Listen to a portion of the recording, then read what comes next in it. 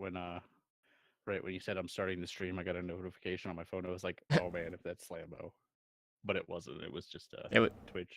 just Twitch. Yeah, it's just a Twitch notification. Mm-hmm. Okay, yeah, video's working. That's good. Because you can never tell. All right, gonna go post into places, and then we'll get underway.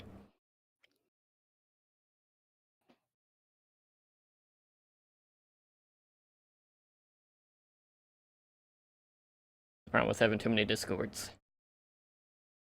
Spam all the discords.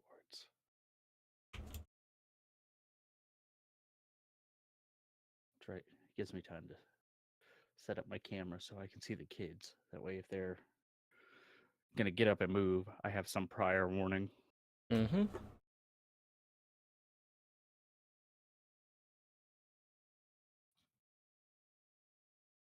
There, post there, post there, post there, post in all the places.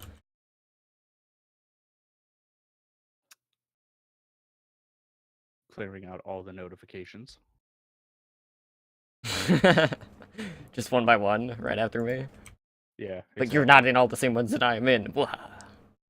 All right.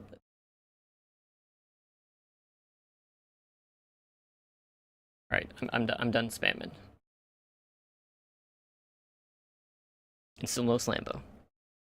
Oh well. We tried. Yep, we tried. We waited. Mm-hmm. Maybe next week. The glorious return. See, now I'm gonna have to adjust my intro on the fly. I thought the initial one you didn't have him put in there. I didn't initially, and then I changed it. Undo.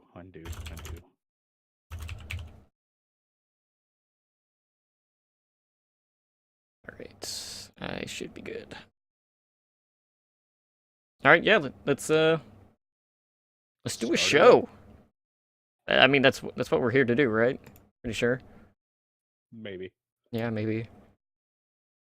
Let me pop out chat just in case anyone drops by in a bit. While we're recording. Alright. Starting now. You are listening to the Overwatch League Network, the podcast with Deadeye on all the Overwatch League news and information. The show with Tactical Visor on the statistics and analysis. Here are your hosts, Totally Drunk, Spider, and Slambo.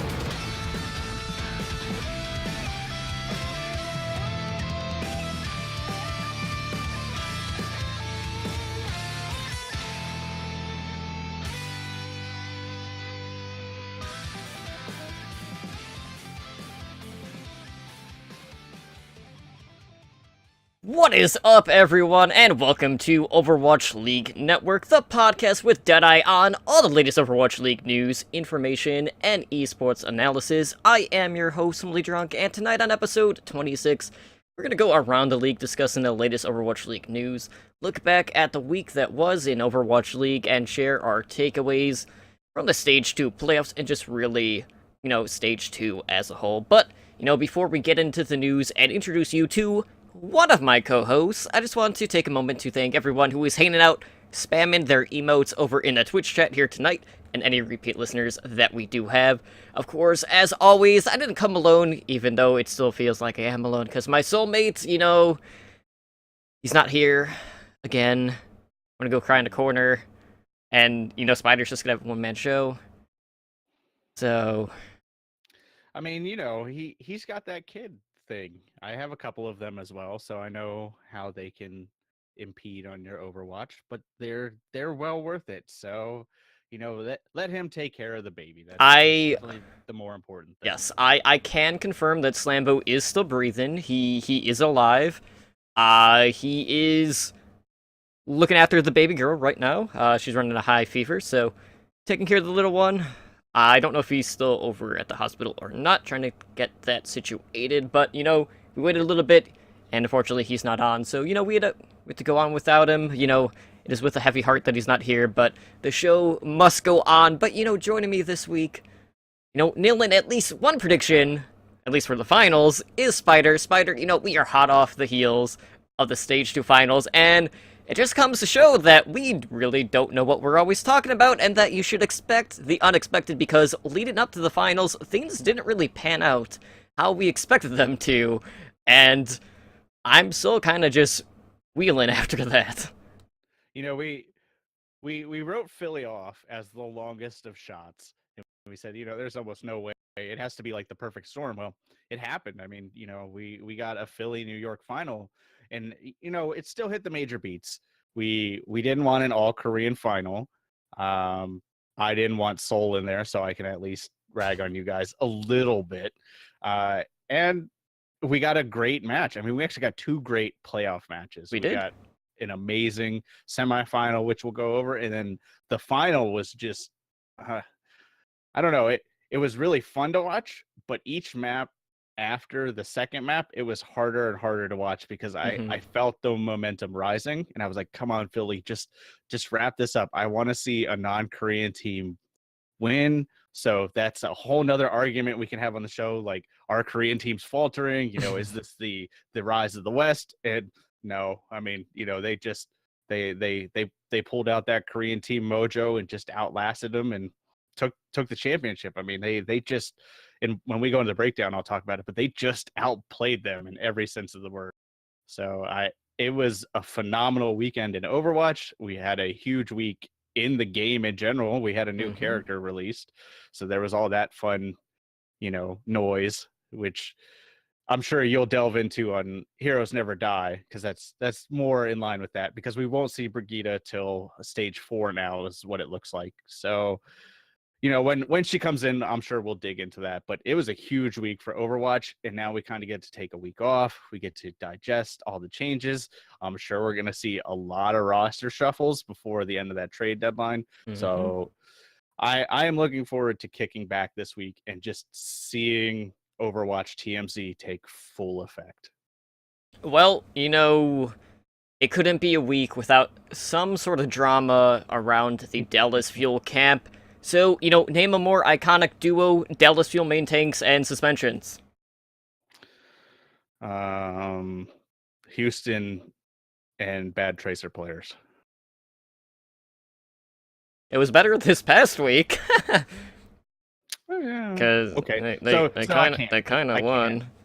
I can't. It's the not point. fixed. It's still not fixed. Okay, well, here we go again. Another Dallas Fuel tank getting suspended. This time, it is one of their newest additions, OGE. So he's been suspended for 4 matches for account boosting during the summer of last year. So, account boosting, we've kind of talked about it in the past. It violates the Blizzard end user license agreement.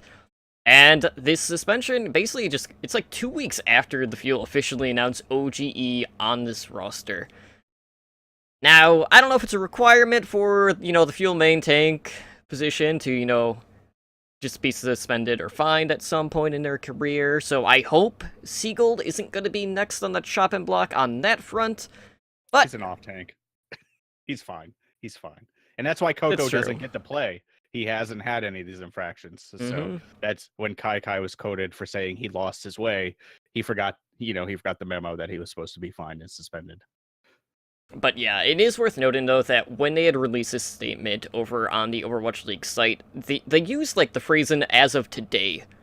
So this was, before their matches for, basically, the last week. So I don't know if that just means, that suspension started the last week of Stage 2, or if it's starting, during Stage 3, when he's actually going to be with the team. So, it's either going to be 2 matches, so 1 week, or 4 matches, 2 weeks, we don't know. It's a little bit fuzzy there. There's a little bit of a gray silver line in there, so I don't know what case it is. But regardless, they're going to be down a main tank for at least a week.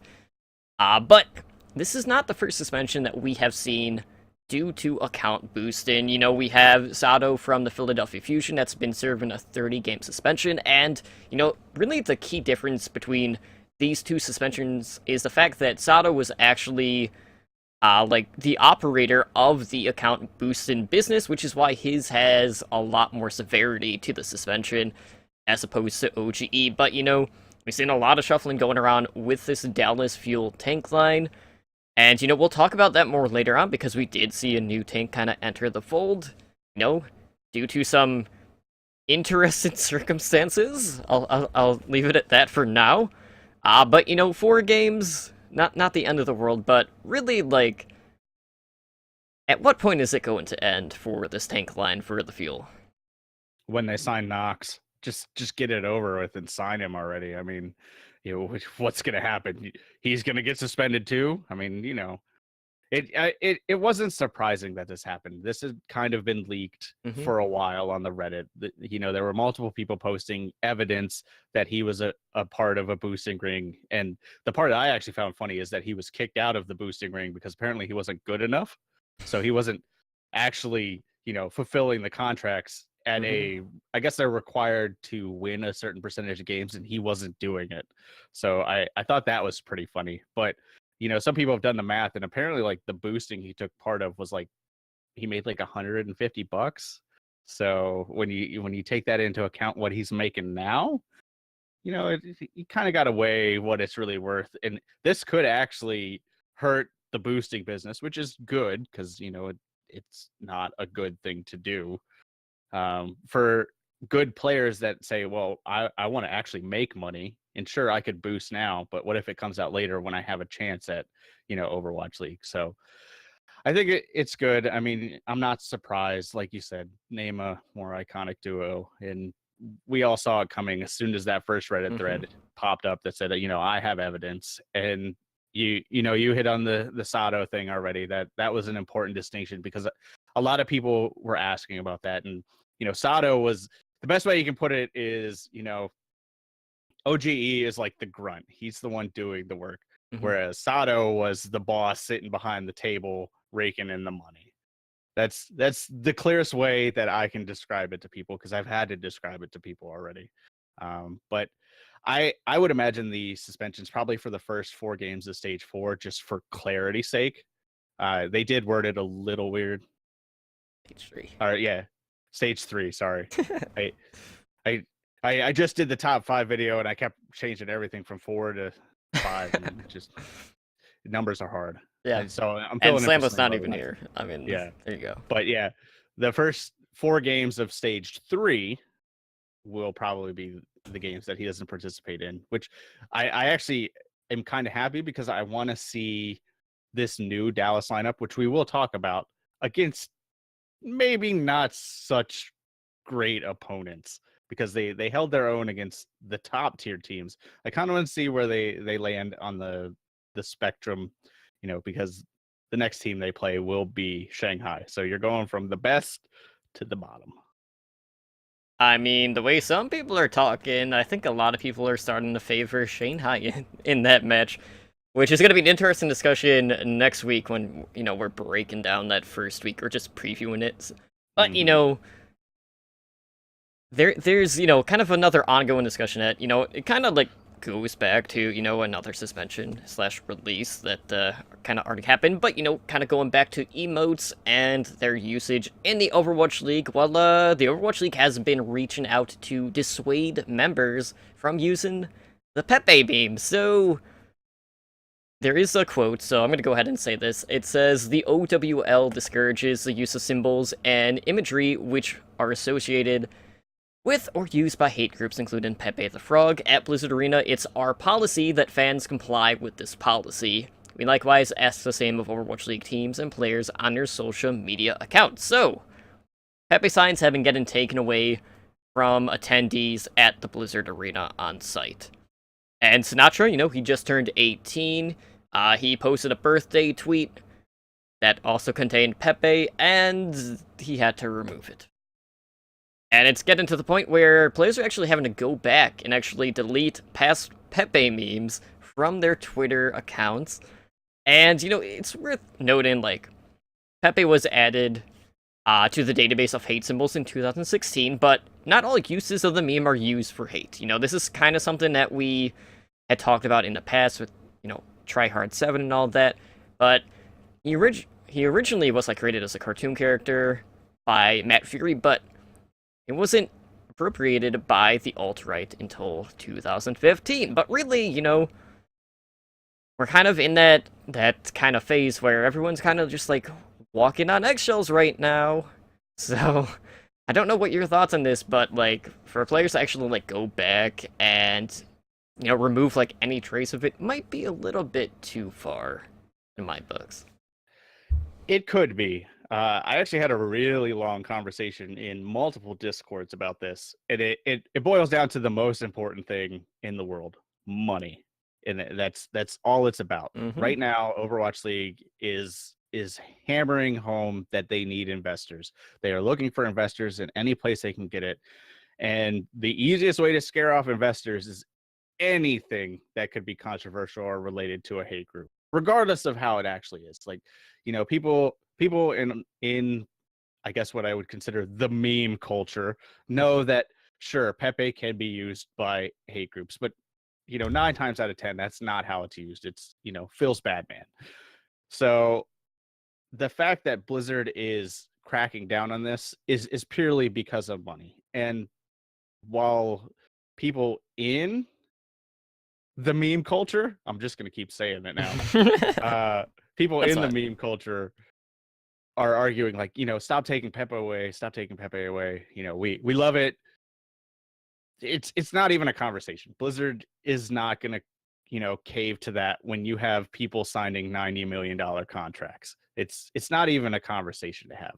So sure, going back, months and months and deleting it may be a bit much, because you can kind of say, okay, well, it wasn't really at that point then. Banning it in the stadium now is justifiable. You kind of understand why they're banning it now. So I think they maybe stepped a little too far, but it's understandable why. Because if we want Overwatch League to succeed, which it already is. I mean, we've already seen growth and sponsorships come in, but if we want to further that and eventually get to the home cities and the travel and the stadiums, we're going to need a lot more sponsors for Overwatch League. And anything that's going to scare away sponsors, Blizzard wants to get rid of. So, sorry, feels bad, man, but you're gone for a while, Pepe. It's just going to be replaced by another meme. That's how memes work. In 2 months, we're going to have a new Monka S. We're going to have a new Pepe. We're going to have, new, J Lol K, whatever. That's how memes work. So people are mad because Pepe's been there for so long. It's not going to matter in a year. This isn't even going to matter. It probably 6 months. I mean, I'm posting, one of the OG frog memes in competitive Overwatch, being balanced, whatever, with the OP frog. But really, at what point are we going to end the hate of frogs? Like, when are they going to just delete Lucio from the game?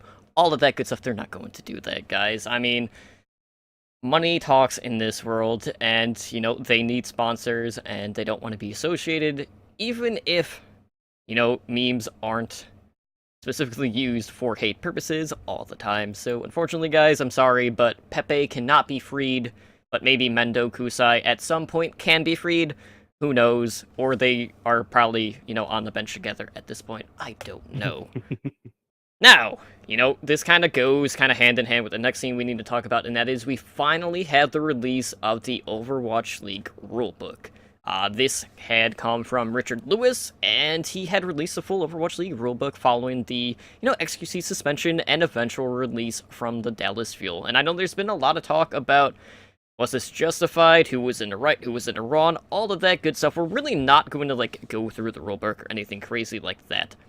But it is worth noting that there was one ruling change since, the initial rule book was handed out to the players, and that was revolving around how many pro players could stream together. And this was changed just due to the feedback from the players. And I know there's, a lot of questions kind of remaining about, well, why did it take Blizzard so long to publish the rules, despite, the league being half over at this point? We may never know, but, this is one step closer towards, maybe eventually getting to see a players' union. if one does happen, I think we are definitely going to see one. It's just a matter of when. But, probably not going to see one until at least Season 2 at the very earliest. But I don't know if you got, like, a chance to actually go through the whole rulebook. I know I just browsed through it, but we finally at least have something on paper that we can kind of, like, go back to, just in case we see any, like, really, like, outlandish type of suspension or, fines coming out from the management side. I did actually read probably 102% of it. I don't know. It got a lot of legalese there at the end, and I kind of glazed over, so I don't remember the end of it too much. But you hit a lot of the major points. The biggest thing that you can take away if you read this isn't the current rulebook in effect. This is a majority of the current rulebook in effect, but Nate Nasser has said that it is a living document, that they take feedback very seriously, and they will make changes. You mentioned, how many players can stream together. They also changed the time players can stream. They don't have to wait the hour anymore. I'm sure it's, maybe half an hour or something. There's other things that have changed. There was the whole open-toed shoes versus closed-toed shoes with Sayobi, because he was wearing the grandpa slippers. The playoffs being played on Sunday, that wasn't in this one. So there have been a lot of changes to this rule book already. And it is good for reference. We got to see a lot of how they were the behavioral things.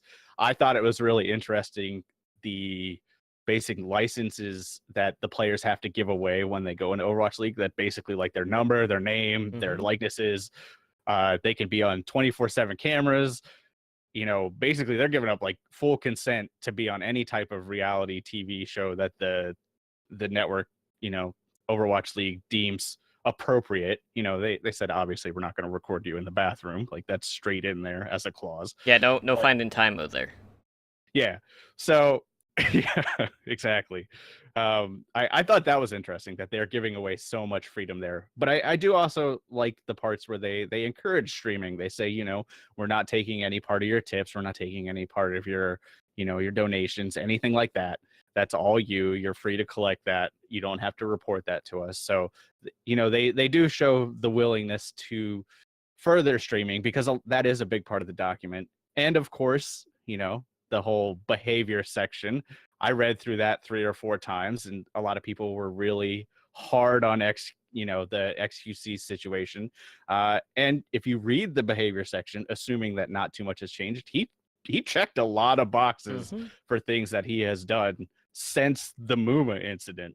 So the fine and the suspension probably was justified. Was the firing justified? That's a whole conversation we've had and could still have. But he definitely broke some rules that were in clear print that I could understand, and I'm not a lawyer, so he should have been able to understand too. So it's worth checking out if you're interested. Just remember that some things have changed, and Nate Nasser, or at least someone from Blizzard, has commented on it, and they haven't denied that this is the official rule book, but they kind of just hit home the fact that this is changing, and like other leagues, we will not release a line by line playbook to the public.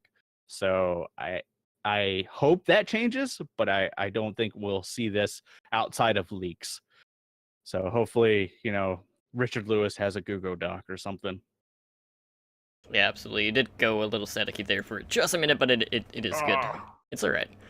So, speaking of the players, we have a pretty big sign-in, at least for an academy team, that I feel like, regardless of us not really covering contenders, I feel like this player is worth talking about on this show because we have mentioned him in the past, and that is Flower. So, Flower, as you guys know, is not eligible to compete during the Overwatch League's inaugural season. But you will be able to you'll see him, competing as early as this week for XL2, which is New York Excelsior's academy team. So, XL2, they're currently 1-1 in contenders over on the North American side. They have a 4-5-0 map record. But, with this, Contenders NA is about to get pretty damn interesting with this sign-in, and really, we all kind of go back to the World Cup last year, because that was really when the world got to see Flower. That was when Flower became basically a household name in competitive Overwatch. We saw him put on that Widowmaker clinic on Hanamura, and that was just absolutely insane. And, New York Excelsior right now have a pretty darn good Widow, which we'll talk about later, because, yeah, that kinda turned the whole series around in the finals. But really, I'm so happy. Really, the biggest thing is, so we were, discussing, okay, well, someone might be able to sign him now, but, he's not eligible to play anyways during Season 1, but, you know that New York is going to be throwing out mad money to get Flower to stick with them no matter what. So I don't know what the sign-in bonus is for Flower, what his contract is going to look like, but I don't see another team being able to pick him up knowing what New York is going to be offering, or just not even knowing. It's going to be a very big amount of money because you don't just let your best player go to another team. But how excited are you to get to see Flower play again? Because, it's been a while. We've seen him, stream here and there, but, it's not really on a bigger stage. And while Contenders isn't the biggest of stages, it's at least a good primer for players that aren't familiar with him, or even those that are familiar with him, just to see another opportunity to see him play and just destroy everything like he did during the World Cup. I mean, I am super excited to see him play because I want to see how he's grown in comparison to the pros that have been in the Overwatch League, because we've seen a lot of top tier Widow play in the Overwatch League that I feel like could rival Flower at this point when he was playing in the World Cup. I mean, you mentioned, New York alone has 3 players that could play Widowmaker at that level. I could almost, consider it. So I'm excited to see where he's at. And I think this was the right move because I feel like New York was looking at it and they were like, we don't want him to sit till Season 2 because players are just getting better and better. And you can only rely on natural skill so much. And the skill gap is definitely, coming together. Like you said, they had to throw a lot of money at him. I feel like that's why we haven't seen him to this point, because there was probably a huge contract negotiation. They probably put a bunch of money out there so that if any team would try to come in and scoop him up, they would have to pay buku money, over Sinatra money easily, which is, the only, thing we can kind of base things off of. Other than that, I am really excited. I feel like when he comes to New York, they are probably going to start cleaning house. And I'd hate to say it, but unless Pine does something crazy, I feel like he's going to be the one to go. But I don't know. I just want to point out, you use the terminology cleaning the house as if they already weren't doing that, given their current record. Yeah, they've only lost 2 games. That's not bad. If you don't consider that cleaning the house already, I got some words for you. Yeah, no, they are Stage 2 champions. They're the only team to be in both stage finals, and they've only lost twice. And we didn't actual play. We didn't podcast curse them this time, so there is that. So yeah, I'm excited for Flower overall. I'm really curious about what went behind the scenes. Absolutely. Well, we do have a new addition for the LA Gladiators, and this one is a transfer from Condu Panthera. So the KDP flex player Void will be joining his former KDP teammate Fisher on the tank line for the LA Gladiators. And, it's worth noting that Void was a member of that original Condu roster that was signed to the London Spitfire, but they were unable to reach a contract deal. And, he remained in Korea to play with Condu. And, that was also with, Waka Waka, Luffy from the former team, and KDP ended up finishing second in Apex last season, back when it was still Apex and not Contenders Korea. But Really, in the grand scheme of things, what is this sign-in going to mean for Bishu, who has been been playing that translator role as well as, their diva player? It's hard to say what's going to happen to Bishu. I feel like pairing him with Fisher and what we've seen out of other teams, comms can be worked around. You can find some way for the teams to communicate together, and tank synergy is so important in the league right now that I feel like that trumps everything at the moment, because you saw alone what Fisher did for the Gladiators. He took them from being a bottom 4 team to having a shot at the stage playoffs in one stage. So I feel like, sure, Bishu probably played a role in playing translator and stuff like that. But if the coaching staff is good enough, the Gladiators with that tank synergy are going to be even scarier in stage 3. Got it right that time. And honestly, this worries me, because when we initially saw in stage 1, we were like, okay, LA Valiant is the dominant LA team. And now in stage 3, we're like, okay, who's the dominant LA team? And by stage 4, it couldn't even be a question anymore. We could just be saying, okay, Gladiators are, competing with London and New York, maybe. I don't know. I don't know if anybody can compete with New York right now, but uh, overall, this was a huge pickup for them. I think, Gladiators saw their weakness. They picked up Fisher. Fisher did wonders. I'm sure Fisher had somebody's ear and was like, hey, I worked really well with Void, and Void's an amazing player. Why not bring in another Korean tank and see what we can do? And they were like, yeah, okay, let's give it a shot. And I wish some other teams had that foresight. Just, bring in Korean players. I don't know. Throwing it out there. Yep. Yeah, and I really like with Fisher, like it wasn't even like the full stage. It was just like a matter of weeks, really. Mm-hmm.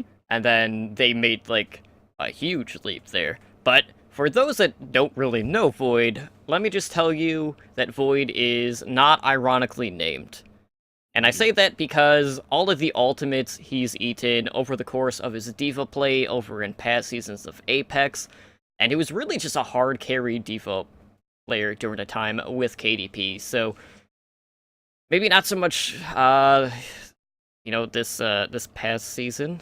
He fell off a little bit, but all in all, Void was one of the better off tanks in the Korean scene, and having that built-in synergy already with Fisher can only be a plus in my books. I mean, it's really just a matter of the communication, but I don't think it's going to be as big of an issue for the Gladiators as opposed to some of the other teams. And, we've seen teams like, Philadelphia, who have multiple, flags representing their roster, and, they seem to be doing, pretty good right now.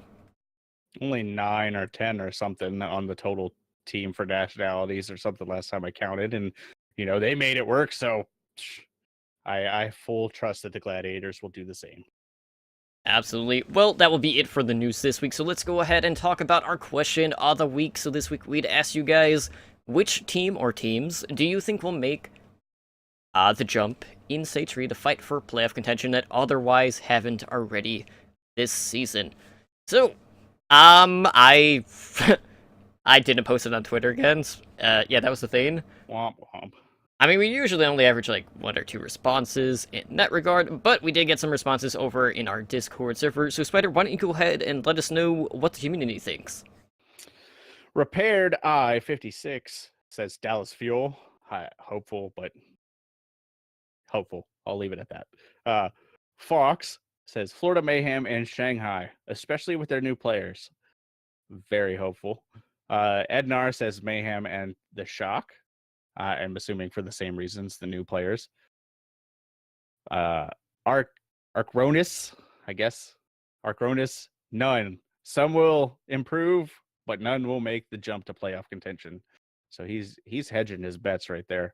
And finally, Ren says maybe the Shock, their additions may not bring them all the way to playoffs, but they'll probably rise a bit. I'd like to see Houston find their footing again after shaking stage 2, but that could go either way. Just like Tracer's Blink, except for when Jake plays her, and then it just goes right into whatever post bomb he just threw. I will give my thoughts on this, which is I actually think Florida could be in contention. I feel like maybe not playoffs, but they will do better. And I guess I would say the Gladiators overall. They were a possibility for contention this season, so that kind of This stage. yeah, this stage that kind of ruled them out of this question technically, but I will give them the benefit of the doubt. Yeah, I mean, when I look at those teams that are mostly considered bottom three, so Shock, Mayhem, and Shanghai, I think for Shanghai, I mean, they're going to be better. They're going to get the first win, maybe against Dallas. Who knows? But they are absolutely going to come out with a win at some point during Stage 3. It is just a matter of when. But I don't see Shanghai, being a playoff team. Maybe by the end of Stage 4, they might be top 6. I don't know. It's really hard to tell. We just got to see how that team is going to come together, because all of the signings that they do have are a great addition to the team. It's just a matter of how quickly then can they come together and really just build that synergy, because we saw them try to run dive and the communication just isn't there for it yet. So give it a little bit more time and they'll look like a completely different team. Mayhem have been doing really well.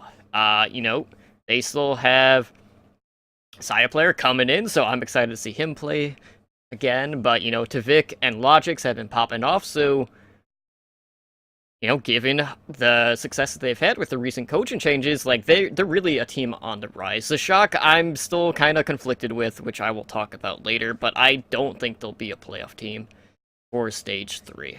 Maybe Stage 4, once they have all of their pieces to work with, they might be more in the run-in, but for now, I don't see that happening. But who knows? They could surprise us all. I wasn't gonna try to pun that, because that would, no. It's overused. It's overplayed. Debated. Yeah. Just gonna debate everyone. Just like Sinatra debated everyone by thinking that he's worth 150K. Oh. Oof. Save that Oof. for the breakdown.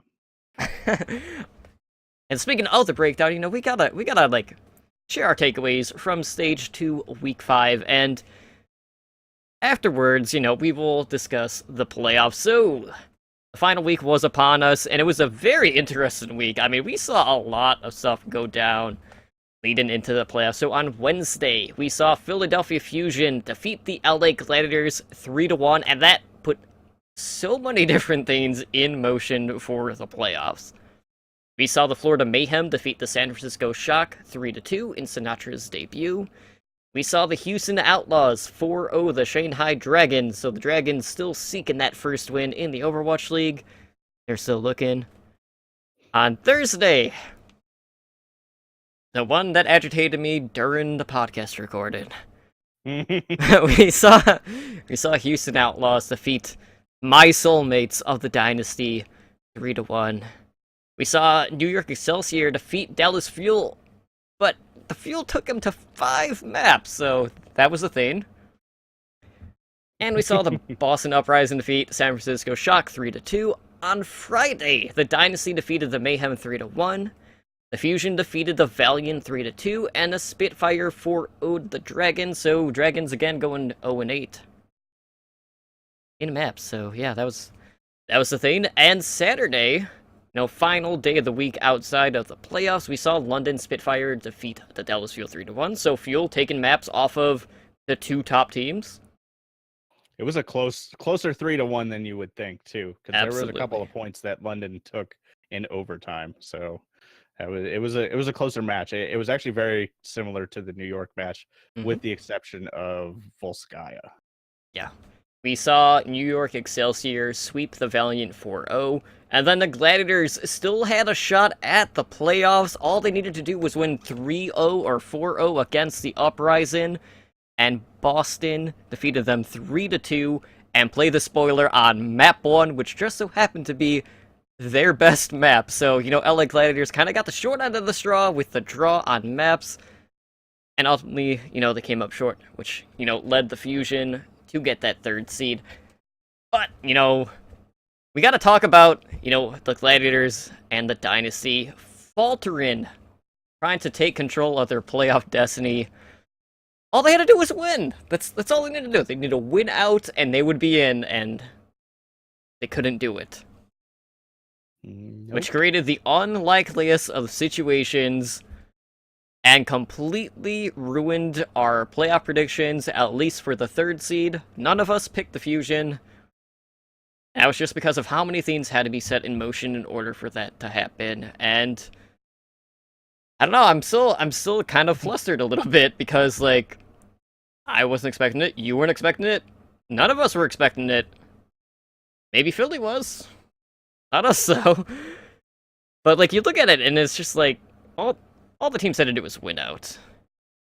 But, Philly prevailed. Ellie's loss to the Fusion on Wednesday was what really kickstarted all of this crazy shenanigans for the playoffs. Seoul lost to the Outlaws. And, I'm not going to take anything away from Houston because Houston, the last time they played Seoul, played them very tough. But, Dynasty did take the last one, but Outlaws took this one. And then, Gladiators, they still had a chance, but Uprising, they started slow, they finished the stage strong. And with the 2 wins that the Fusion had, they ended up having the same win-loss record as Seoul, but they had a higher map differential. They had a +12 compared to Seoul's +9. So, what led to the Gladiators falter? And is the Dynasty playoff cursed? Spider, what happened? Honestly, it's the same thing at 2 different times. So the Gladiators falter was merely set in motion early in the stage. They came out slow. They lost to Dallas. They lost a couple of other key games. And Seoul had the same problem they had last stage. They came out strong, and then as soon as they hit the other Korean teams, the other better teams, they faltered. So, and it goes to show that how important consistency is to making the stage playoffs. Now, the overall playoffs consistency is going to be important, but you got a little more leeway there. I am sad to not see Seoul make it, even though I do like ragging on you guys, because they did do so well in the beginning of the stage, but I can tell you that they wouldn't have beat London because history. But who knows? I mean, Philly hadn't won a map against London, so which we'll talk about. Fusion knocking both of the LA teams out in the final week was huge. I mean, that basically answered our questions like, are the Fusion a top tier team? Right now, yes, they are. Will that continue when a new patch drops? Probably, based on God knows how many heroes EQO can play. I think he played everybody at one point. And he was a huge part of their success. Like there were multiple times that we saw that flash of EQO and he would get a 3-person, a 4-person Dragon Blade. He would land crazy hooks on, Roadhog.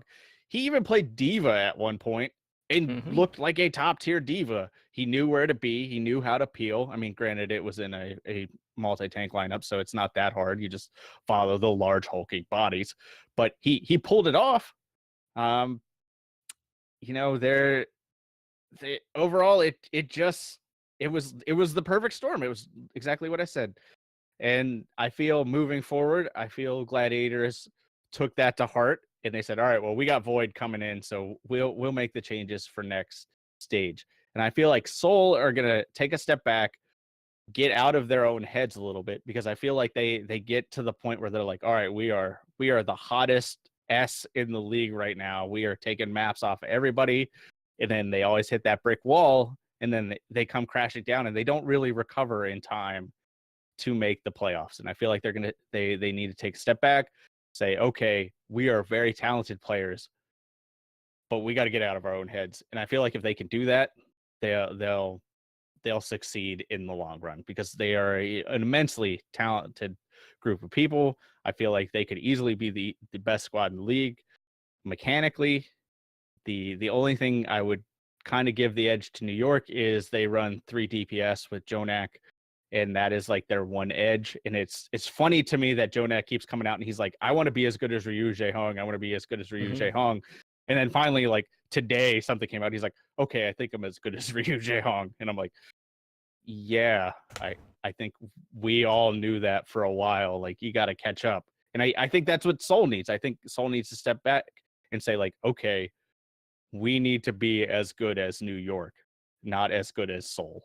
They need to basically acknowledge their faults. And I feel like they haven't done that to this point. I think that's safe to say. And really, like, I think for Seoul throughout stage 2, something that we saw was, like, I think their DPS lineup, just in general, they didn't have the same carry that they had in stage 1, at least, at times. Because Fleta often wasn't really the main highlight a lot of the times. But, we've seen these other teams really have adaptability strategies coming out where every time that we're going into time bank on another attack, they're throwing out different looks, and Seoul just hasn't really adapted well on the fly to, like, these different synergies that teams are throwing out. So, I don't know if they just need to figure out a way to deal with the aggression, because that is really, like, one of the biggest things that London has over, New York and some of these other teams, because they are one of the more aggressive teams out there, and Seoul just hasn't been able to find the answer. But I feel like the DPS just needs to have more of an impact, because too many times, they haven't been there, and you can only, have the support carry so much, and maybe substitutions, might have played a little bit of a role too during this final week, because we did see, some interesting compositions coming out with part of the B squad in a must-win situation. So, you kind of have the question, like, well, do you put your best foot forward and field your best players despite, them having to scrim more maps, or do you just try to go on a whim and rest some of your players a little bit, and then not have all of them focus on 6 or 7 maps, or however many it was. I didn't have time to actually, like, math it all out, but it was definitely frustrating because it was the same scenario as stage 1. But Gladiators, man, I was pulling for them after they lost that first one. I mean, I was hoping that they'd be able to turn it around, and, it did lead. Like, the way that it just panned out was really exciting, because, for us, like, we came into this and we're like, okay, Seed 1 and Seed 2 are pretty much set in stone. Like, we didn't see New York really drop in any games or that many maps, but they ended up winning both of them. And then all of this stuff happened. It was just like one domino fell, and then the rest fell right after it, and then Fusion just came in and just took what was theirs at that point. So I don't remember what the original probability was for Philadelphia, but it was really low. So just it's crazy. Now, that being said, we have talked about some D.Va players out there like Bishu. But there was another D.Va player that emerged this week and really swooped in to make an immediate impact as the team's off-tank, and that was none other than Seagull for the Dallas Fuel. So, we've talked about the struggles on that Dallas Fuel tank line, and they really took it to New York Excelsior. They took him to a 5th map in their series on Thursday, which no one expected. I think at least, I don't know the exact number, but I would say at least 80% of our Pick'em League had it 4-0 in favor of New York. I think that's safe to say. Might even be higher than that. I didn't really see that many ones on the Dallas side, so take that for what it is. But Seagull was stepping in to act as the Fuel's off-tank. Mickey made the transition over to main tank. So, we got to see Mickey play a lot of Winston. Seagull was on the D.Va. And the thing that is really peculiar about this is how this came about. So basically what happened, Seagull was basically covering for Taimu during a scrim block because Taimu was taking too long in the bathroom. So, Fuel just decided to keep Seagull on for the rest of the day after that because, things were going pretty good and the rest is just kind of history. So, with this performance, we've started to really see, like, a shift in the Fuel's attitude. And, we got to see Rascal coming out with the Mei on Control Center, which I know you loved. I mean, that was just a thing of beauty. I love seeing it because that's not something we get to see a lot. And if it's not Rascal, sometimes it is Ryu Jaehan. But, Siegel had been practicing the Diva to serve as a backup tank for the Dallas Fuel. And basically that was a long-term goal for Siegel, as he didn't want to be playing DPS. The reason being that off-tanks, to him, are the hardest players to find and come by. So that was his reasoning for, kind of taking a step back. But, Fuel are a DPS-heavy team already. And when you have Rascal in for the Genji and Projectile, I really don't see a situation where Siegel would have a spot over Rascal for that specific role.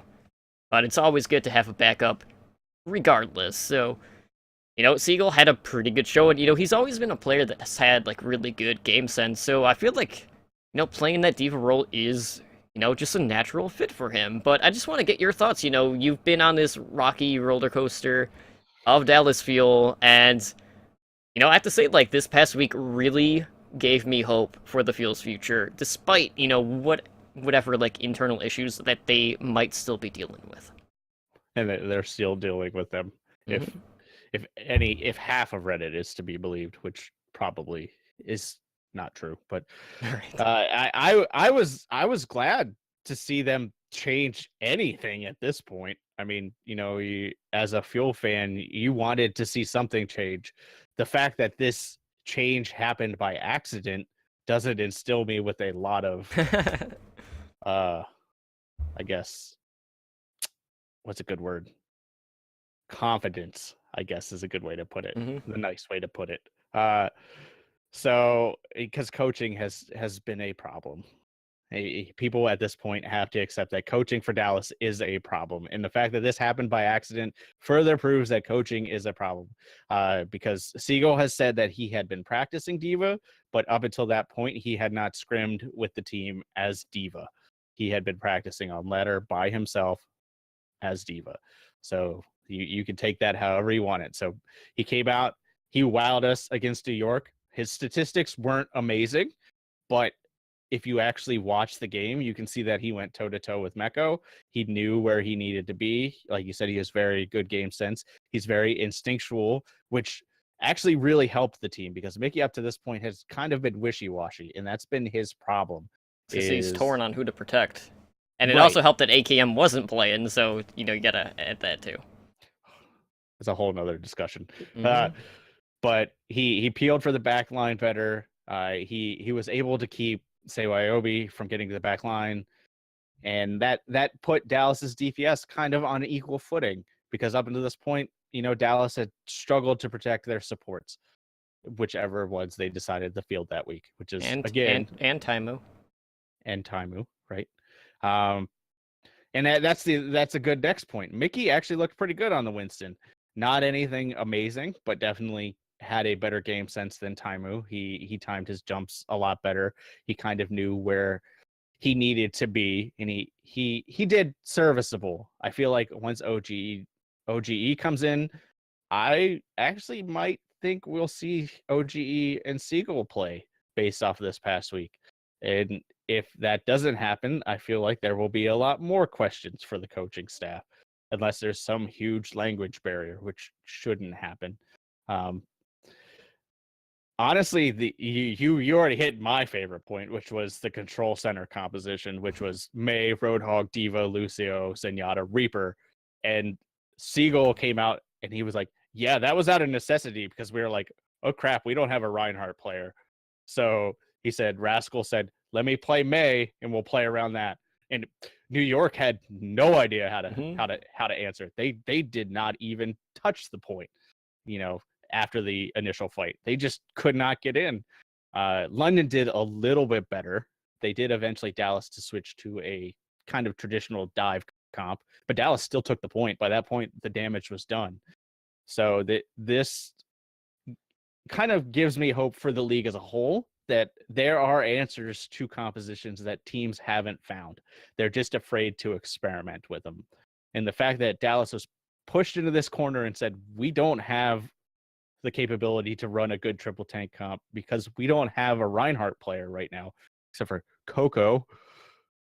subs, but anyway, uh, it was cool. And, this led to the cap off after the end of the week of Taimu sending out the tweet saying, back on DPS, and then a smiley gif. So the tank moo experiment is over. It was fun. It had its ups, which was 1 week, and its downs, which was the rest of the weeks. So I am hesitant to be optimistic as a Dallas fan because this is how we felt at the end of stage 1. And look where that got us. So I expect more things to change in the coming week. And like I said, I've already got into my other thoughts on it. So I'll end it with, if you're a Fuel fan, just keep supporting them. Just be positive. Stop being negative. You can say they have coaching problems. You can say they have tank problems, but positivity is the only thing that's going to help them at this point. So just PMA.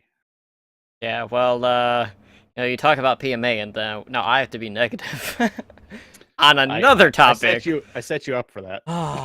Okay, guys. I'm going to start by saying that I've been highly critical of a certain player. Not only on this podcast, but other podcasts. No, you? Yeah, I'm not highly critical at all. Don't listen to what I say. But we did get to see the debut of Mr. 150k for the San Francisco Shock. So the Shock have another piece of the puzzle that they can work with. They were experimenting with their team compositions. We still got to see Dante a little bit. We got to see a ton of Sinatra. So, it was a week of debuts, really. Not just for the Shock, but the Dragons, which we'll talk about after. But, Tracer Specialist Sinatra, comes in after, being one of the more consistent top performers on a competitive ladder and, having played for Team USA during the World Cup. I've already talked that to death. But, it's worth noting, Sinatra is the owner of, one of the only... Well, I mean, it is the only publicly known contract worth 150 grand. We don't know what anyone else is making. We know the minimum. We don't know how many players are near the minimum or how much more on average they're making than the minimum. That's really hard to gauge, how much is he earning compared to top tracers or other top tracers, depending on where you want to rank Sinatra. But that being said, the Shock did go 0-2 in the final week of Stage 2. And both of them were Map 5 losses. First the Florida Mayhem, and then Boston Uprising. So, a few questions. How did Sinatra perform this week? And is Sinatra worth the hype? How did they perform? Better than they had. I will give them that point. They looked like a better rounded team. They didn't put all their eggs in the Baby Bay basket. They put their eggs in the Sinatra basket, and Sinatra showed that he is capable of supporting that kind of play. The problem was the eggs that they put in that basket still need some work.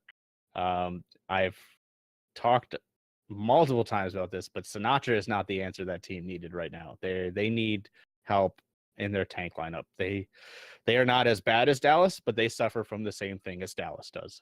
They just have a little bit more consistency with their problems. Dallas seems to have a new problem every week. But Sinatra showed us that he could be one of the best players out there, because there were multiple times when he would clutch out and frag. When I was doing the top 5 video, there were multiple clips that I pulled from both of the matches where he killed 3-4 people on different heroes. He didn't just play Tracer. He played Widowmaker, which was probably his weakest hero. He played 76, which he was actually really good at. He played Tracer, which he was also pretty good at. So like I said, he just needs a little help. I feel like once Super and Architect come in, the Shock as a whole will be a much more well-rounded team. Moth, I feel like, has filled that gap in supports, because their supports seem to be able to stay alive a little bit more. They still need tanks to peel for them, but he at least wasn't dying first every fight. And is he worth the 150,000? I don't think so, but somebody does.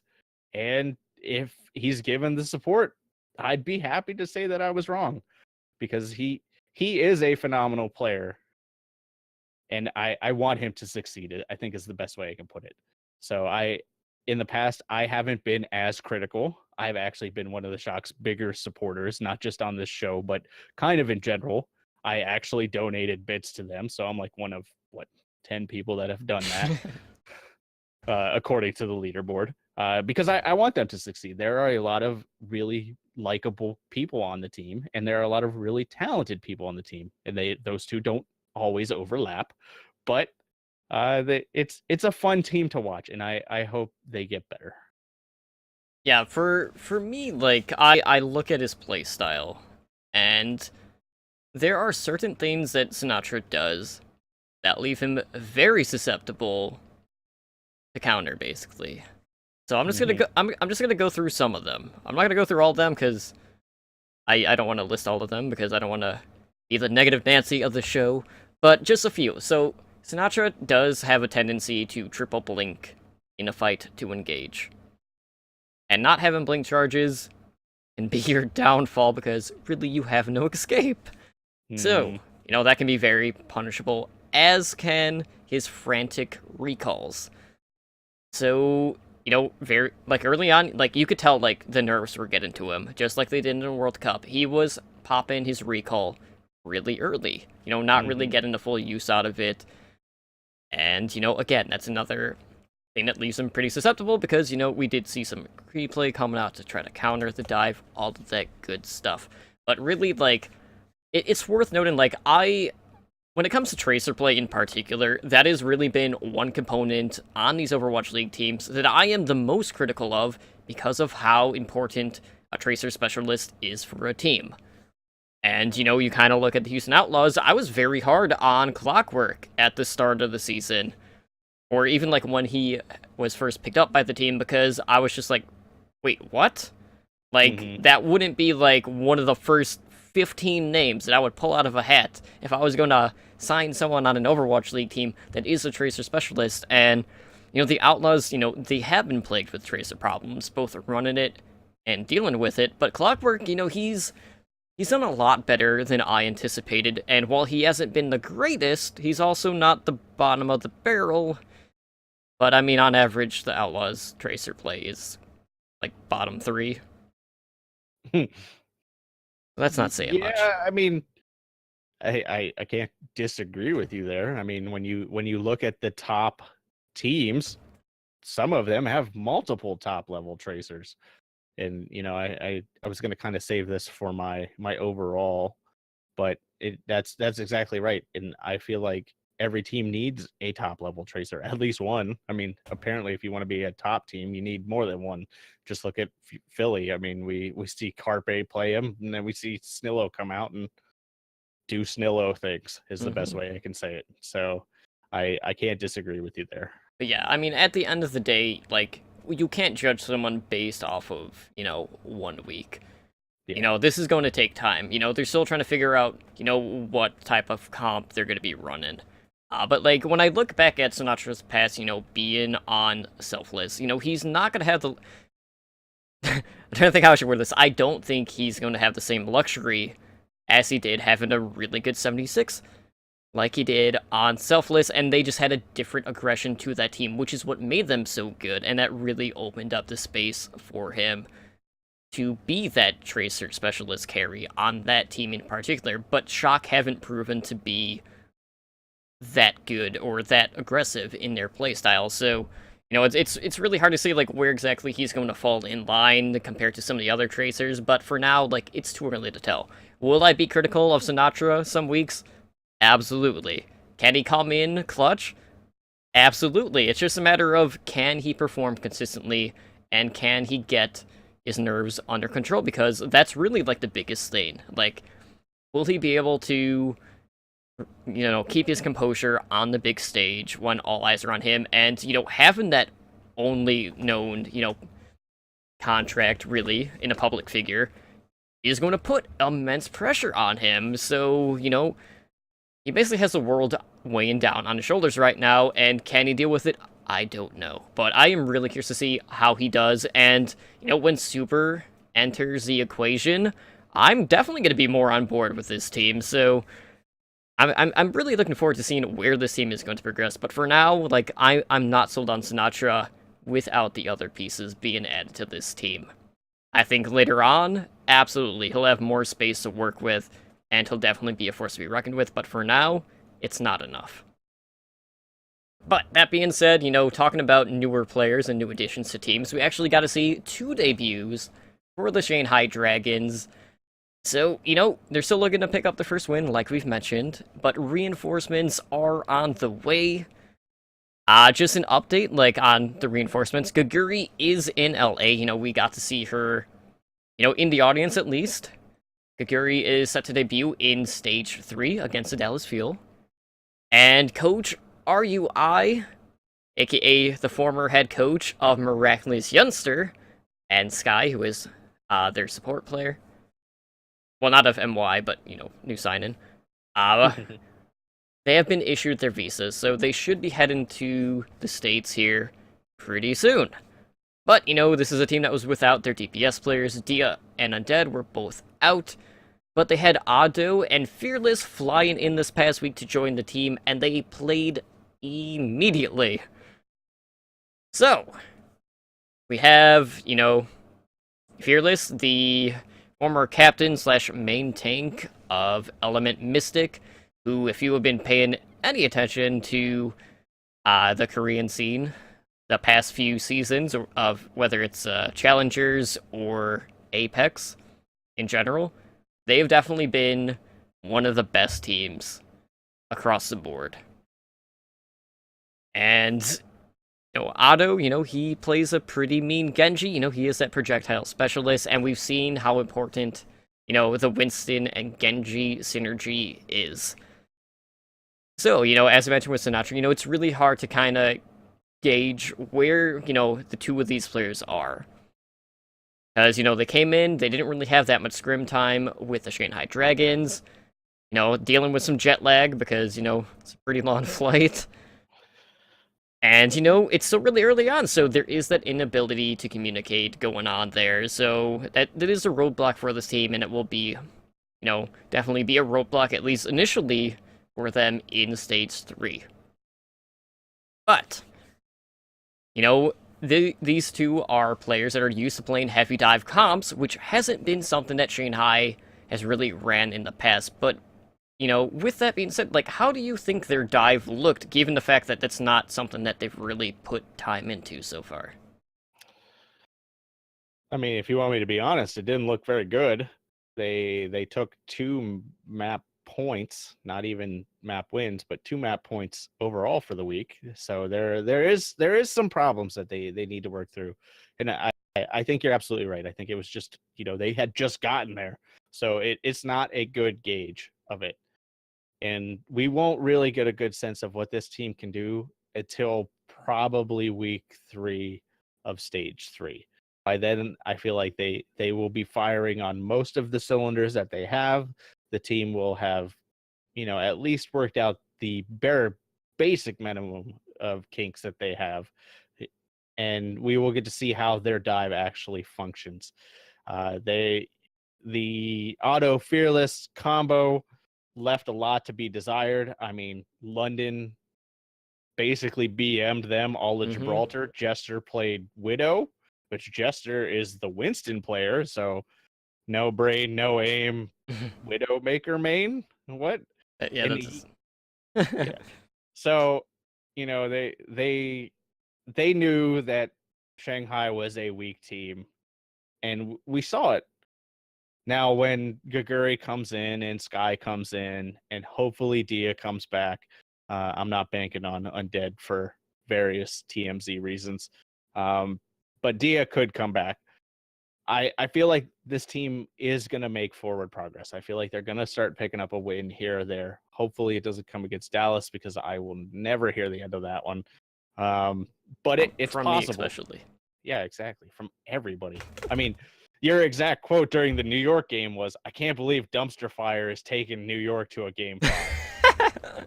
So, I mean, I don't want that to happen just for sheer fact that I will have to turn off my phone. hmm But I feel like they are in the right position moving forward. And I will say that there were moments this past week that they did look like they had hope. Like the team as a whole, you could tell that they're just, sure, they were getting their faces punched in, but the PMA on the team was much better. You could tell that they were kind of like, okay, yeah, this kind of sucks that we're getting our S pushed in right now, but we know things are finally getting better, and I that can't be understated how important that is.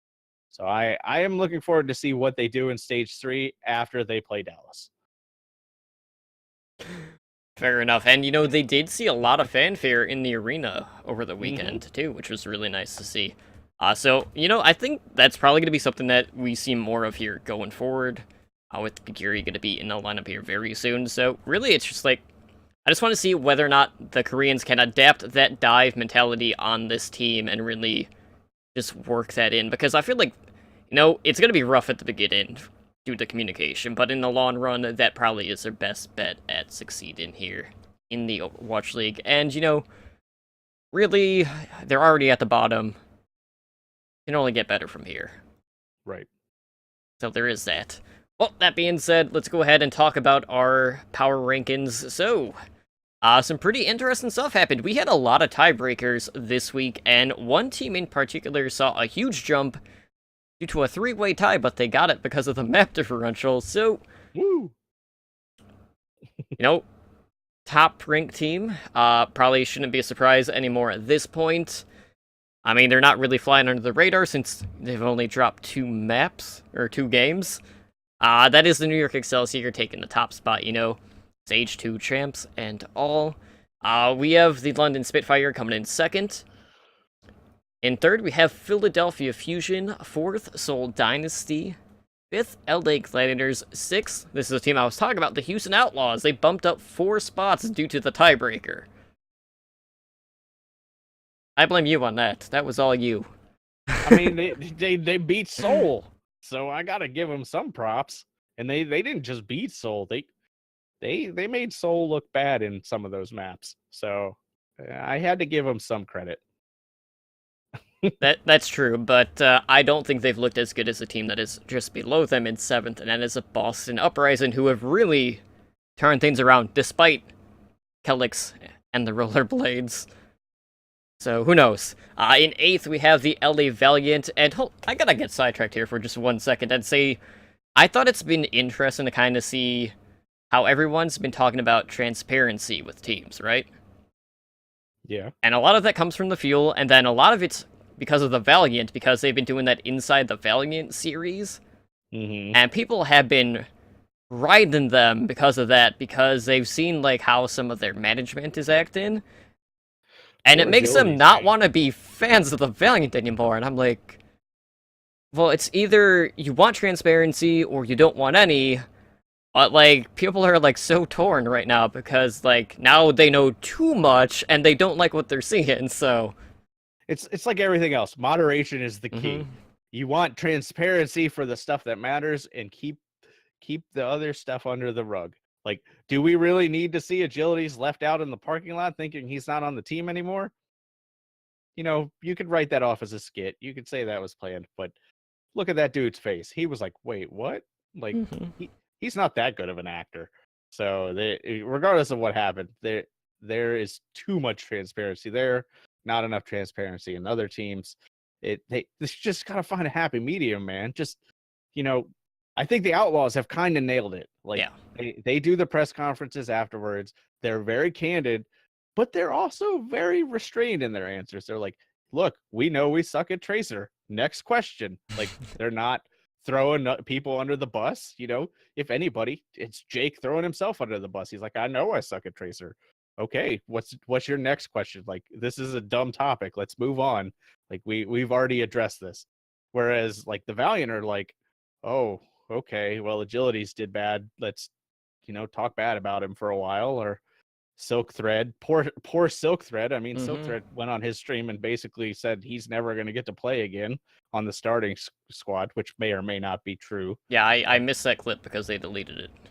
Yeah. So, yeah, he basically said, like, I'm regulated to B squad, so I have to make the best of what I've got going on right now. And personally, I think Silk Thread was part of their big success in stage 1.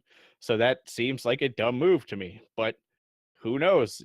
We'll get a video about it next week that throws Silk Thread under the bus. Yeah, it's moderation, guys. Come on, just figure it out. Yeah. Tangent aside, when it comes to agilities, not everyone can be a paid actor like Malik Forte. According to that sign. Nice. Yes, I had to work that in. I got that reference. Okay. Going back to the power rankings, coming in at number 9 again, not seeing any movement this week. But, still a team on the rise, the Florida Mayhem. In 10th, we have the San Francisco Shock. 11th, Dallas Fuel. I mean, it's not undeserved.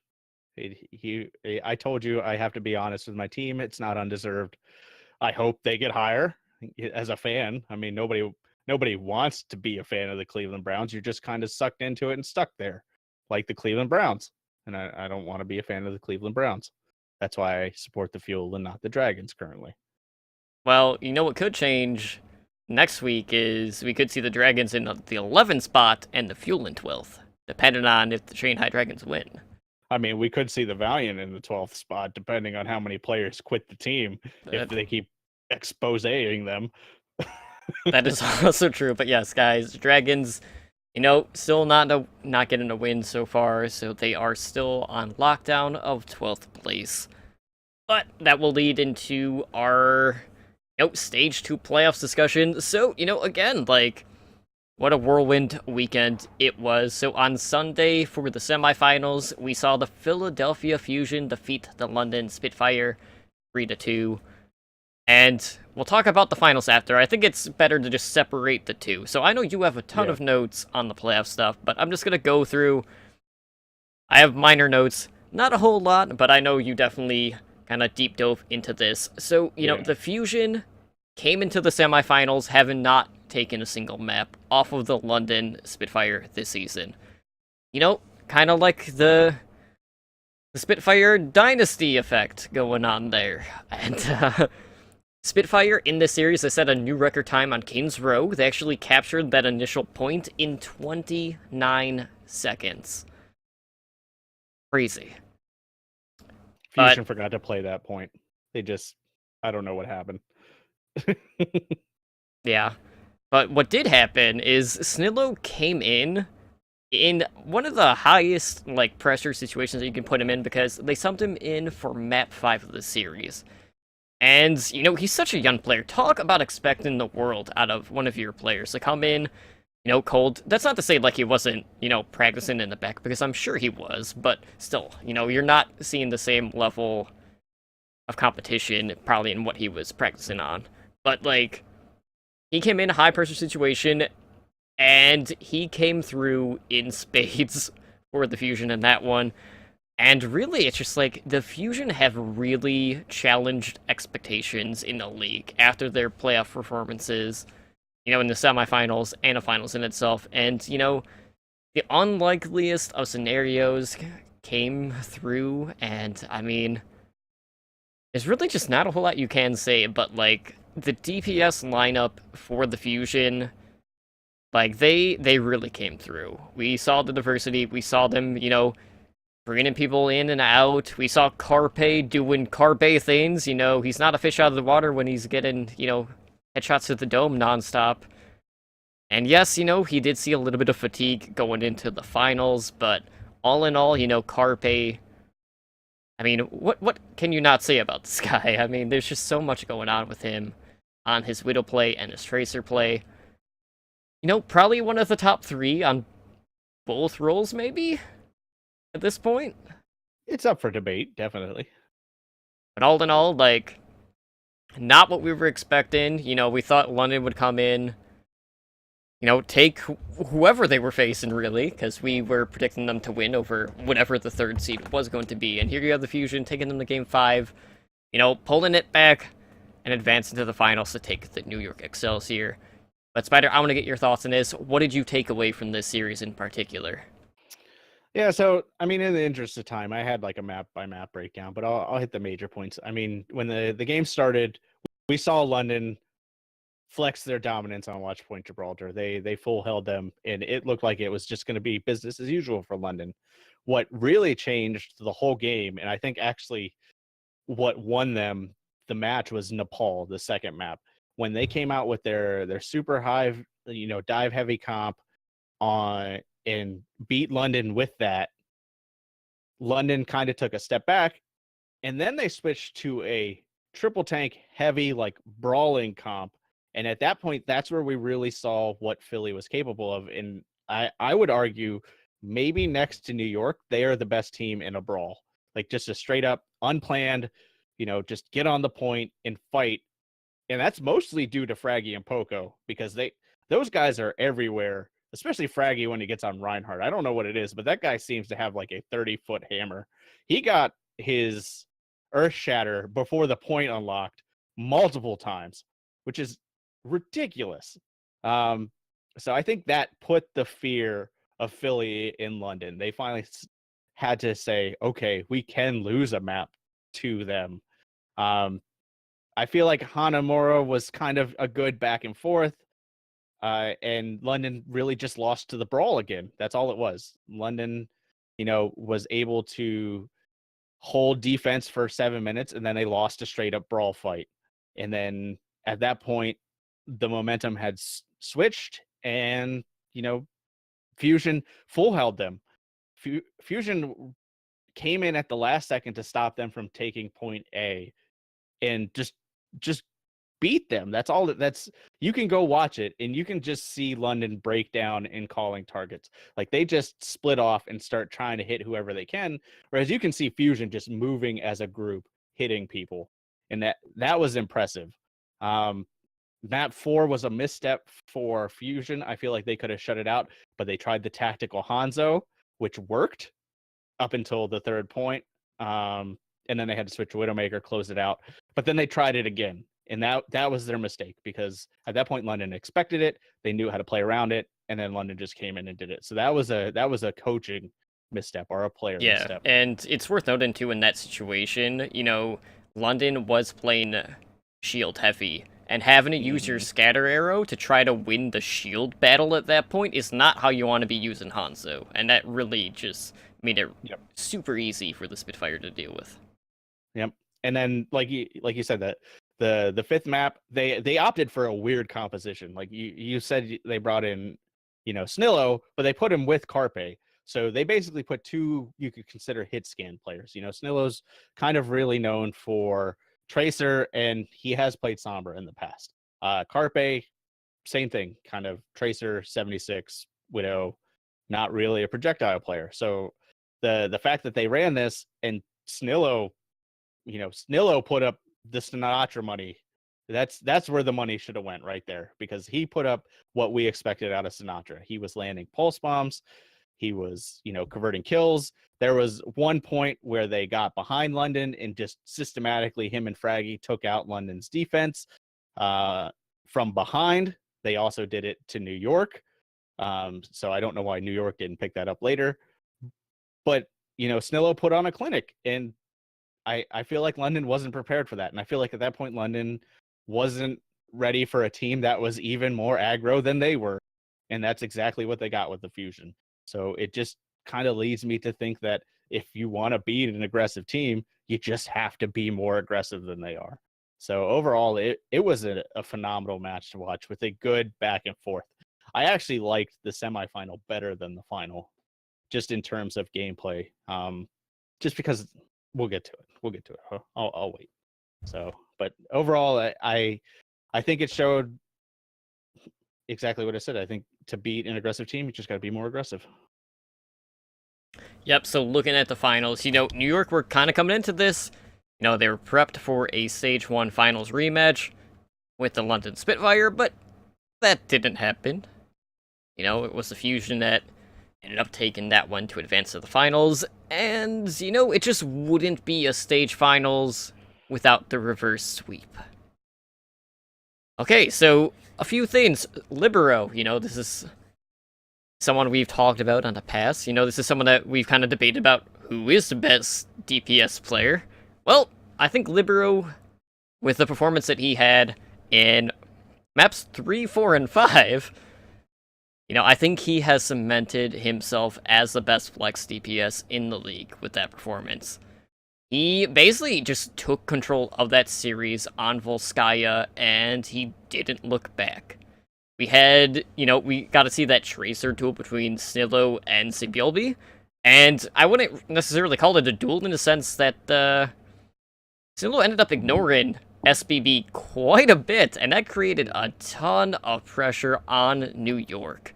But, with Philadelphia playing 5 maps, both in the semifinals and the finals, you could definitely see, fatigue playing a role in this game.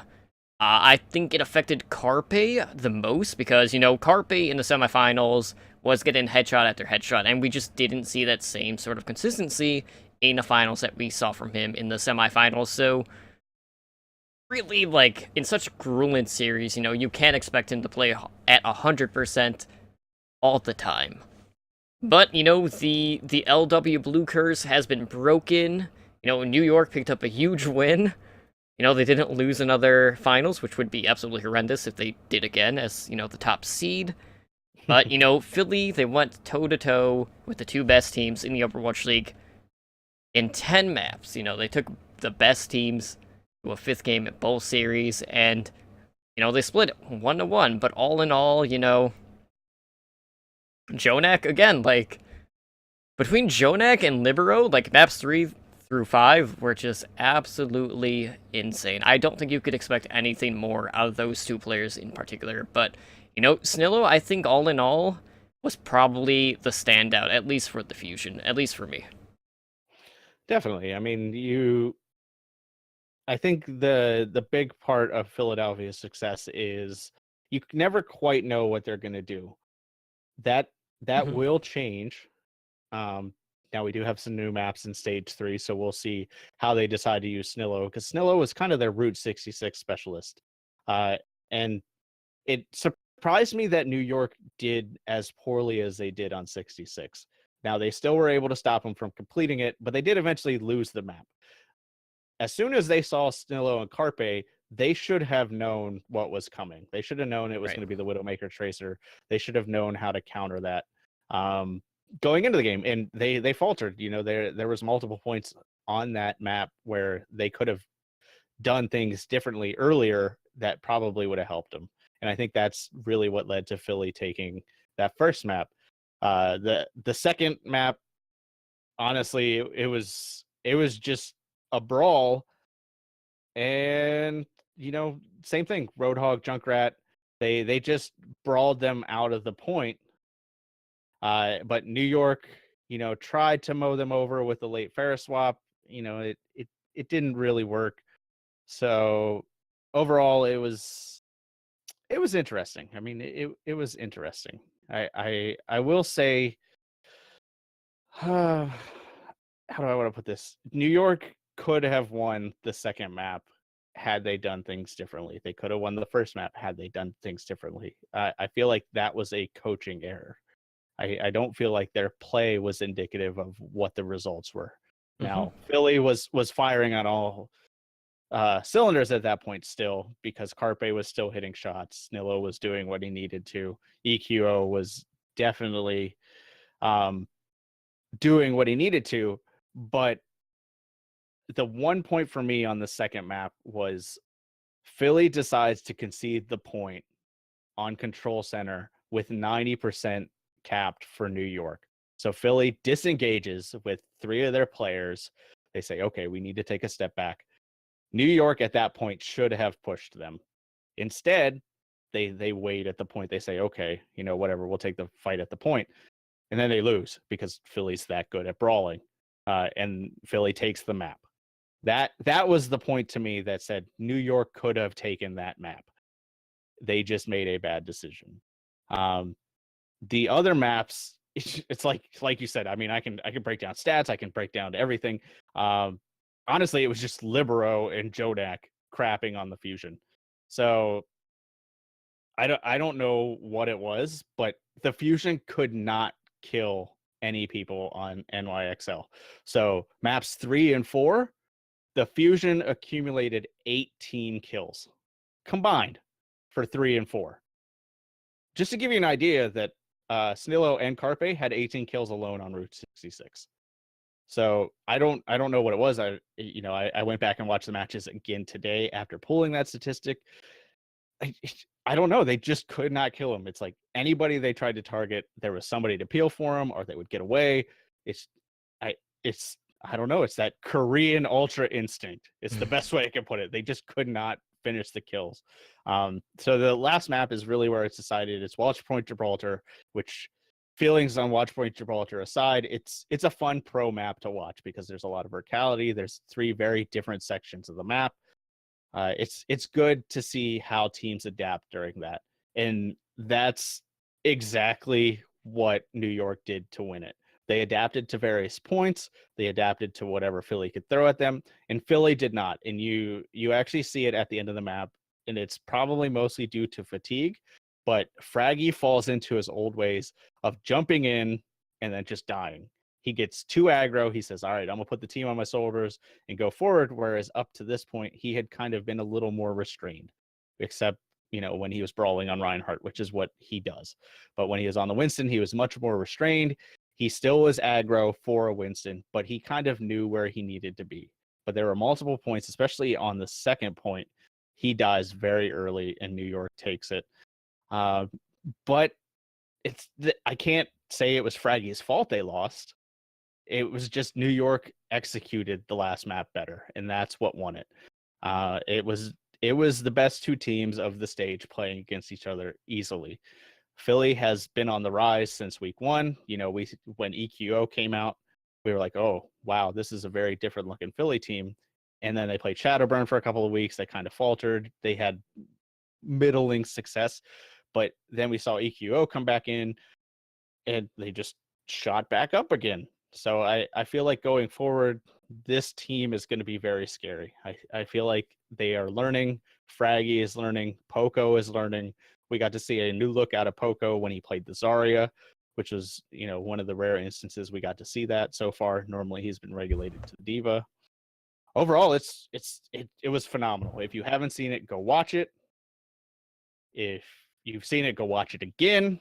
I can't understate how good of a match this was. Absolutely, and I do have some breaking news. Ooh. I don't have a sounder, so I'm sorry, guys. But the Shanghai Dragons have made another addition to the team, at least on the coaching staff, and they have picked up Creed, who is the former Lucio player from Miraculous Youngsters. So, he will be joining RUI on the coaching staff. So, MY consisting of 2 parts of the coaching staff. So, we'll dive more into that next Monday. Yeah. Since that dropped like 5 minutes ago. Woo! Woo! I love when that stuff just drops mid-podcast. Alright, so, we'll just do some, general Stage 2 takeaways, kind of, looking back at the stage that was, and, I have a couple, but I'm not gonna go, heavily into detail about these, but, just a couple takeaways that I have had throughout Stage 2. We finally got into embrace that any given Sunday mantra. That is in full effect. I mean, just look at Philadelphia and how they basically just did the unexpected to make the playoffs, and then gave both 2 of the Korean powerhouses a run for their money in those series. And, to go with the playoffs, never assume a playoff position is on lock, because a lot of things had to be put in motion for the Fusion to secure that 3rd seed this weekend, but they got the help that they needed, and, you just can't play it safe, because it can cost you. And, wacky substitutions and coaching decisions aside, put your best foot forward in that regard. But a strong start out of the gate. isn't always enough. Looking at you, Soul. I mean, we need to finish strong. We can't falter at the very end, because I am heartbroken. But, that being said, we do see the landscape of the league, about to get a whole lot more interesting with, new players coming into play. We're going to get new looks from the Shanghai Dragons. The Mayhem that we talked about have been looking amazing. The Shock are going to have all their pieces, and who knows, we could see some major shuffles going on here in our rankings, and just really the stage stand-ins, and maybe even overall. But at the end of the day, Tracer Specialists, I would say at this point, I don't care, if you like seeing Tracer play or you don't like seeing Tracer play, the Tracer Specialist role is probably, at this point, the most vital role on the team. We've seen what a good Tracer player can do for a team, and if you're God tier, and also have 2 other DPS, because I'm counting Jonak, you can't be stopped. You can try, it doesn't really work. Some teams may disagree with you on that Tracer point. Specifically, one team and its manager. But I'm gonna disagree with you too. I feel like tanks are the most important thing. I feel like that's what really separates the big boys. And I feel like the Gladiators proved that this season. Look at they made one change, and they're in talks for playoffs. Whereas if you look at stage 1, that didn't happen. I agree that a Tracer Specialist is needed. I don't agree with the Houston Outlaws on that one. I feel like you need at least one good Tracer player, especially right now. That could change depending on how the meta shakes out with Brigitte. But this, like you said, this stage was, if stage 1 set up the tower of rankings, stage 2 was definitely playing Jenga with it, because we got to see teams that weren't in the talks rise to be in the final. We got to see teams that we thought were on the rebound fall. It was the personification of the best thing you could hope for of the middle of a season. So right now we are at the halfway point of the season, roughly, and we don't know what's going to happen, and that's the best case scenario. You can look at New York and say, okay, New York's only lost twice. Sure. Okay, they're an amazing team. Do I think they could win the whole season? Absolutely. Do I think people will make them have to work for it? Absolutely. I feel like they can't rest on their laurels. Sure, they have Jonak, and sure, in every sense of the word, he is the best Zenyatta in the league. There are statistics that back it up. He's the best in kill death. He's the best in fight win percentage. He's the best in almost every statistic that Zenyatta's care about. But you have other players coming in. You have other people that will start to encroach on his Zenyatta play. Maybe not as Zenyatta, but we're going to see some shifts in the next season. We may not see as much Sombra as the pros initially predicted, but I will guarantee we will see more of her, at least outside of niche situations. If Contenders is anything to be believed, I don't know if that will be successful, but it will at least make Zenyatta's play a little differently. But as far as stage 2 goes, you had said a strong start isn't enough, which is funny because my exact wording was a strong start isn't enough, but it really helps, because that's basically what got the Fusion into the playoffs. Mm-hmm. So if you look back at the week 1, they 4-0'd both of their games, whereas Seoul won 3-1. And that's kind of been the trend over stage 2, is Fusion won a lot of 4-0s. They also lost some games too, 4-0. But overall, they won a lot of maps really early, and that definitely helped. I mean, it was a fun stage. I'm excited to see what changes in stage 3. We still have a few, I guess, about a week left, a little over a week left in the trading window. So who knows what stage 3 is going to. I can't wait.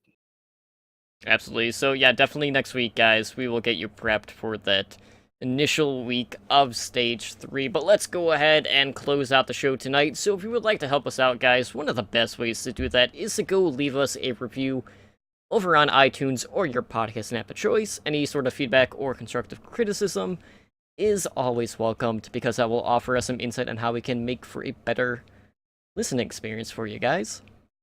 And of course, I plug this every week. I'm plugging it again. We do have our Pick'em League over on highnoonpick'em.com, and we have stage prizes as well as end of season prizes. We got podcast merch, Overwatch League shirts, hats, loot boxes, and so much more. So, join that. I'm still going to be in contact with all of the Stage 2 winners. I have contacted the top prize person, but so we're not hearing from the second and third place winners. But, that being said, I do have the updated stand-ins between the hosts for the overall season and Spider-Man. I mean, this is not looking good. All right, so true story. I may have forgot to pick Thursday's games. So I'm not really doing myself any favors here. You're not, but even if you would count that day, it's still not looking good. No. No. Like I said, it's like I'm burying myself further when I'm already buried 6 feet under. Pretty much. But in first place, we have Totally Drunk, that is me, with 38,900. My soulmate Slambo, who is not here tonight, still in the abyss somewhere, has 38,250, so, 650 behind, still relatively close. It's a map. 2 games. Yeah, basically 2 games, or, me not getting, a full 500 points. Because, maps do make a difference in the long run. And then Spider, you're secure in third, #forever third, at 31,950. That's steep. That's a solid score. I like it. I think I'll keep it. I mean, you might. Based on how your picks have been. I probably will lose points. At some point, he's going to change it so I start losing points. Absolutely. But, I will look forward to taking home the win for Stage 2, just like I did in Stage 1, and just like I did on Around the Payload this past week. Guys, go check out Around the Payload from this last week if you haven't already, because I did what the other 2 co-hosts couldn't do. Look, when you beat an actual Overwatch caster, then you can gloat. Well, don't blame me. That's all on them. I know. It was a solid win. I did go back and listen to it, and you made some very good points. I came in with the heat. Is really what it was. You did. You basically said, "Hey, I like what you said, but here's why you're wrong." Every single question, except when you got to go first, and then you're like, "Here's what I think," and you're wrong. my favorite part of the whole episode. I'm trying to think. I mean, I did get to kind of talk some crap about certain players, but it's just it was the fact that a lot of people didn't have the same opinion as me, and that helped me stand out a little bit, which did definitely help. But Spider, go ahead and let people know how they can get a hold of us over on the social media, all of that good stuff, so we can head out of here. You can email the show at owlnshow@gmail.com. You can find us on Twitter and Instagram at owlnshow. Our website is the same, www.owlnshow. You can search Overwatch League Network or OWLN on YouTube to find our channel. Subscribe. We're getting closer to that custom URL. We just need a few more subscribers. We put a lot of stuff out. We got 3 shows a week, which I'll go into in a second, but we also do our top 5 videos, which obviously will take a hiatus after this week because I can't do top 5s of no plays as much as I will try. You can find our Discord, discord.me OWLN show. You can find us on Twitch if you're listening on the audio, twitch.tv/OWLN show. Like I said, we have 3 shows now. Overwatch League Network is our Monday night show at 7 p.m. PT. That is our, what you're listening to now. So you should know what to expect out of that one.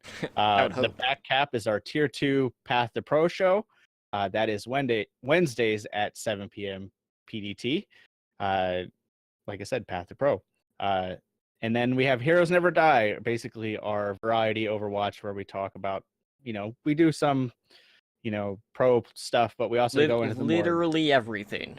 literally everything. Yeah. And I am sure there will be much brigading this week because you guys kind of dipped your toe into it.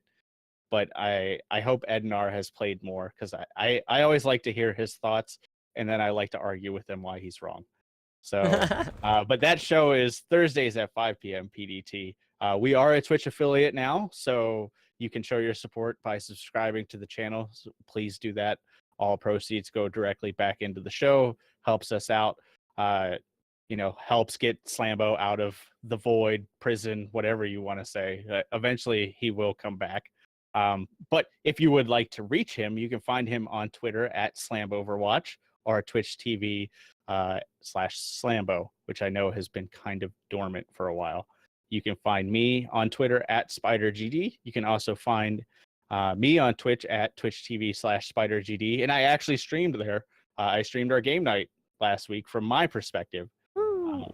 So you can get a little bit different of perspective there. How about you, Totem? Where can they find you? Close us out. Well, you can find me over on the Twitter, Burnin' Bob Sinatra. Everybody. Pretty much everyone. Talking about cosplay, movies, gaming, mostly Overwatch. Just chit-chatting with the PICs. That is at Totally Drunk CTR. I don't really stream on my official channel, but if I am streaming, you can find me right here on twitch.tv/OWLN show. And, as you mentioned, we did have our game night that was on Saturday after the games, after we saw the Gladiators drop the ball when it comes to playoff contention. And, we had a good night. We ran for a few hours. I don't know how, it was over 3 hours at least. I don't know how much longer they ran after you and I had left because, we have other stuff and I have to be up at God knows how early in the morning every day. But it was a really good time, and we gotta see a lot of Brigitte. We got a both solo tank, which was probably infuriating for the both of us because it didn't really work all that well. Well, I mean, I won my match. I don't know what happened on your side. That being said, though, like playing a solo tank and then diving in only to get shield bashed and bounced whipped around by Brigitte and being bounced around is infuriating. And we'll see what meta comes in contenders with Brigitte being entering the fold, all that good stuff. But we'll have more news on our next game night here, probably within the next week or so. So stay tuned for that. But for now, guys, that is going to do it for us here tonight on Overwatch League Network. Again, this has been episode 26. I am Totally Drunk. That is Spider, and off into the abyss is my soulmate Slambo. Will he be back? Will he return? Who knows? Stay tuned. Same bat time, same bat channel. And for now, guys, we are out. Have a good night. Thank you for listening to the Overwatch League Network. Be sure to follow the show on Twitter at OWLN Show. The theme music for OWLN is the main theme and victory theme guitar remix by Michael Mack.